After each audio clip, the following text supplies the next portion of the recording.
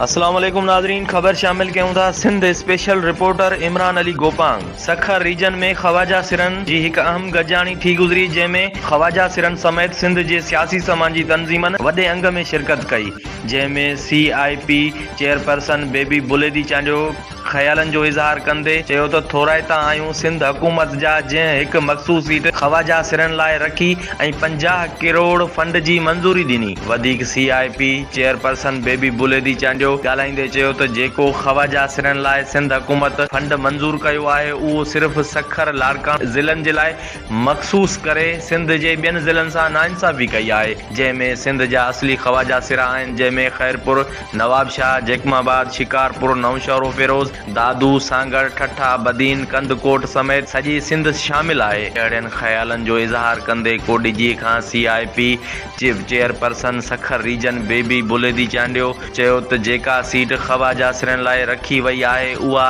CIP Sukkur reason ख़वाजा सिरा तंज़ीम पंहिंजे ख़वाजा सिरनि जे हक़ूक़ लाइ कमु करे पई, उन्हीअ खे ॾिनी वञे। उन्हीअ ते बि गैर इलाइक़ाई ख़वाजा सिरा धाड़े जूं कोशिशूं पिया कनि। असां पाकिस्तानी आहियूं ऐं सिंध जा ॼाया आहियूं ऐं मरण जीअण सिंध सां आहे। जेकॾहिं असांखे पंहिंजे हक़नि खां महरूम रखियो वियो पर उमन एहतजाज जो बि हक़ रखूं था ऐं पंहिंजे हक़नि जे ख़ातिर कंहिं बि मंज़िल ते वञिणो पियो त खेसि वञण जे लाइ तयारु आहियूं। गुज़ारिश था करियूं PP chairman Bilawal Bhutto Zardari, CM Sindh Murad Ali Shah ऐं वस वारनि खां कोटा मां मिलियल सीट ऐं मंज़ूर थियल फंड सिंध जे हक़ीक़ी ख़वाजा सिरनि खे ॾेई असां मां फहिलियल बेचैनी ख़तमु कराए असां सां इंसाफ़ कयो वञे, न त ॿी सूरत में सॼी सिंध इंसाफ़ जे लाइ सरापाए एहतजाज हूंदी।